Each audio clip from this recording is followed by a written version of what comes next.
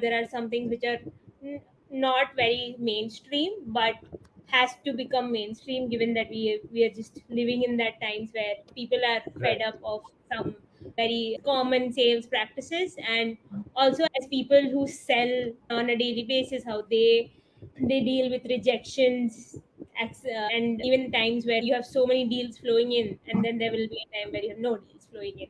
All of that we'll speak. So I'll just turn up with the very first basic question. It is list building and research, right? That is the first thing that any salesperson does, anything that a sales manager also does. So Mhm. how do you identify the person that you're going to reach out for a demo call, or you have to sell your product?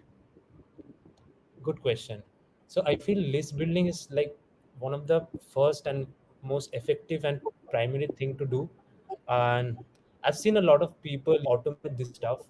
But personally, if you talk about me, I love to build my list manually, you can say, still like old school.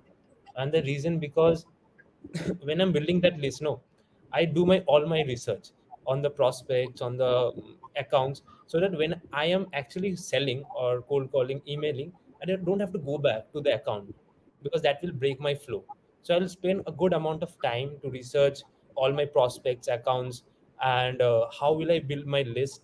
So I'll just give you an example how I do it at Six Sense.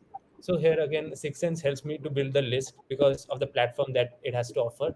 And Hmm. I build a list based on triggering events. Now, what are triggering events?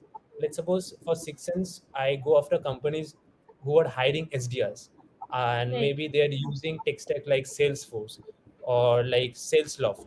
So I'll take these triggering events and then build a list of companies who falls under these triggering events. So it kinds of makes my life a lot easy because I know what to say, how to say, what to write in emails when I pitch to the prospects. So I move with my triggering events. Then also when I figure out which is the right people to target, so here's also a way to do that. Let's suppose if I'm reaching out to companies, so I reach out to companies mostly startups, SMBs, and sometimes mid market. So when it goes to like mid market and enterprise, you will have Hmm. different teams, right?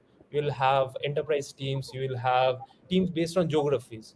So you have to understand, let's suppose I am reaching out to companies because they are hiring SDS in the UK market.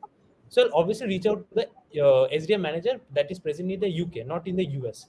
So you have to be very Right. mindful for these little things also. Because if you don't take these things into consideration, what will happen? You might write the best email, you might do the best cold call, but that won't be relevant to your prospects. So I take good amount of time to build those lists, target the right people.